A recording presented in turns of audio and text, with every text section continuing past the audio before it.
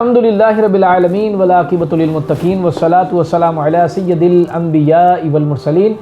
اما بعد فاعوذ باللہ من الشیطان الرجیم بسم اللہ الرحمن الرحیم اللہم صلی علی سیدنا شفیعنا مولانا محمد معدن الجود والکرم۔ الحمدللہ اللہ کے احسان عظیم کہ اس نے ایک مرتبہ پھر ہمیں ماہ مقدس رمضان دیکھنا نصیب فرمایا۔ اللہ تبارک و تعالی ہمیں تمام روزے صحتیابی کے ساتھ رکھنے کی توفیق عطا فرمائے اور خوب خوب عبادات کرنے کی توفیق عطا فرمائے۔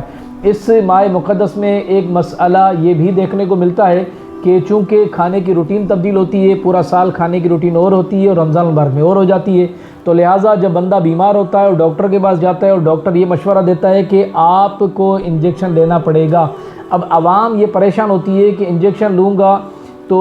روزہ تو ٹوٹ جائے گا، لہٰذا مجھے کیا کرنا چاہیے؟ تو یقیناً اس عوامی طبقے کے لیے عرض ہے کہ آپ کو قرآن کریم کی اس آیت مقدسہ پر عمل کرتے ہوئے علماء سے رجوع کرنا چاہیے کہ فاسألوا اہل الذکر ان کنتم لا تعلمون، اگر تمہیں علم نہیں ہے تو علم والوں سے پوچھو۔ تو بہتر یہی کہ علماء سے جب رابطہ کریں گے تو آپ کو بہترین رائے مل جائے گی اور اس پر ہی آپ کو عمل کرنا چاہیے۔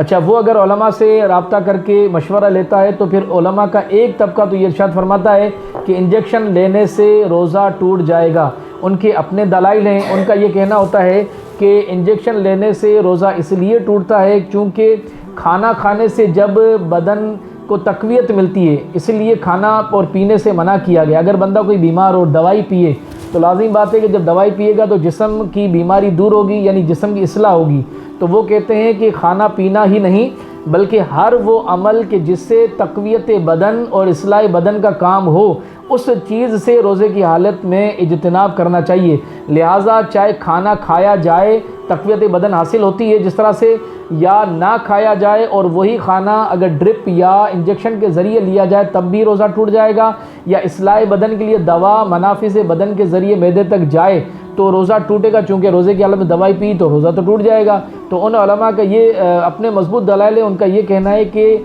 چاہے وہ دوا منافذ بدن کے ذریعے داخل ہو یا انجیکشن ڈرپ کے ذریعے مسام یا اسکن یا وینز یعنی مسلز یا نس کے ذریعے اگر لی جائے انجیکشن وغیرہ تب بھی روزہ ٹوٹے گا، چونکہ دونوں طرف ایک ہی کام ہوتا ہے، یا تو تقویت بدن کا کام ہوتا ہے یا تو اصلاح بدن کا، یعنی بیماری جسم کی دور ہوتی ہے۔ تو ان کے اپنے دلائل ہیں اور وہ یہ ارشاد بعض ایسے انجیکشن بھی ہیں اور ڈرپس بھی ہیں کہ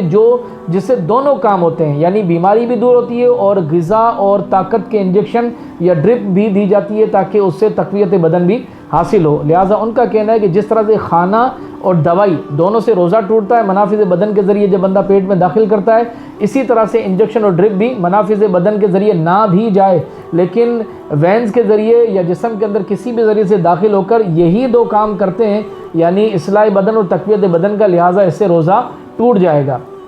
علماء کا دوسرا جو طبقہ ہے وہ ان کی رائے یہ ہے کہ فقط کھانے پینے سے، حضور علیہ الصلوۃ والسلام نے فرمایا کہ کھانے پینے سے رک جاؤ، یعنی مقررہ وقت سے دوسرے مقررہ وقت تک، یعنی سحری اور افطار تک۔ تو لہٰذا منافذ بدن سے اگر کوئی چیز اندر داخل ہوگی تبھی روزہ ٹوٹے گا۔ اگر مسام یا اسکن یا وینز یا جسم کے دیگر جیسے وینز کے ذریعے یا گوشت کے ذریعے جب انجیکشن لگتا ہے یا ڈرپ لگتی ہے تو اس سے روزہ نہیں ٹوٹے گا، چونکہ وہ دوا جو ہے وہ منافذ بدن کے ذریعے داخل نہیں ہو رہی۔ اور وہی علماء یہ ارشاد فرماتے ہیں کہ اگر اس سے تقویت بدن اور منافذ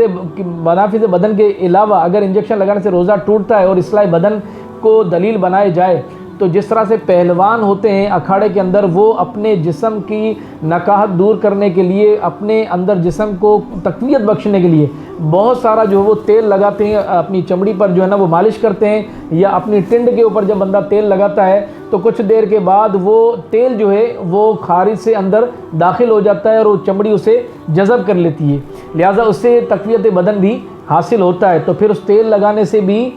یا مسام کے ذریعے بہت سارا پانی، بندہ سارا دن پانی کے اندر بیٹھا رہے تو مساموں کے ذریعے پانی جسم میں داخل ہوتا ہے، یا پانی جسم کے اوپر ہو کچھ دیر کے بعد اگر وہ خشک ہو جاتا ہے، اس کا مطلب یہ کہ اگر مسام کے ذریعے پانی اندر چلا گیا تو اس سے جسم کی یا تو منافذ بدن کے ذریعے جس طرح سے تقویت اور اصلاح بدن کا کام ہوتا ہے یا تقویت بدن کا کام ہوتا ہے، اسی طرح سے تیل کا جو منافذ بدن کے علاوہ جو لگایا جائے وہ بھی تقویت بدن اصلاح بدن کا بھی کام دکھاتا ہے، لہٰذا اس سے بھی روزہ ٹوٹنا چاہیے۔ لیکن وہ علماء جو کہتے ہیں کہ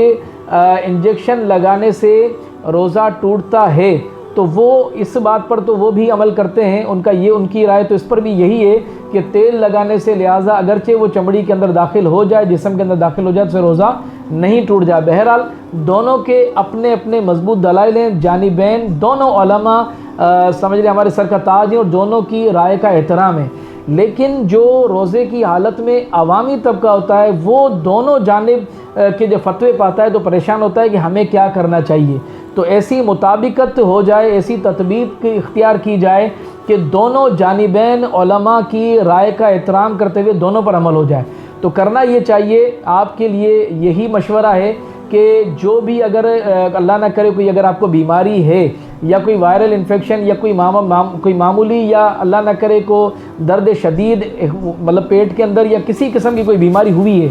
تو اس کے ماہر ڈاکٹر کے پاس جائیں۔ سب سے پہلے تو اچھے اور ماہر ڈاکٹر کا انتخاب کریں۔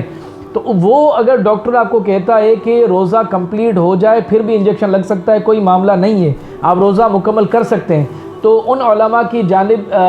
رجوع کرتے ہوئے عمل کیا جائے جو کہتے ہیں کہ انجیکشن یا ڈرپ لگانے سے روزہ ٹوٹ جاتا ہے۔ اور اگر وہی ماہر طبیب ڈاکٹر یہ کہتا ہے کہ نہیں، آپ کو روزے افطار تک کا انتظار نہیں کرنا چاہیے ورنہ بیماری بڑھے گی یا آپ کو روزہ توڑنا پڑے گا، یہ دوائی لینا ضروری ہے، تو پھر ان علماء کی رائے کا احترام کرتے ہوئے اس فتوے پر عمل کیا جائے جو علماء کہتے ہیں کہ انجیکشن یا ڈرپ لگانے سے روزہ نہیں ٹوٹتا۔ بہرحال بیچ کی راہی علماء جب کوئی دینی معاملے میں اگر اختلاف ہو جائے، علماء کی اختلاف ہو کسی معاملے میں، اور یہ فقہی اختلاف ہوتا ہے، جیسے امام اعظم رضی اللہ تعالیٰ عنہ کے جو شاگرد تھے تو ان کا بھی فقہی معاملات میں اختلاف تھا، ایسی کوئی بات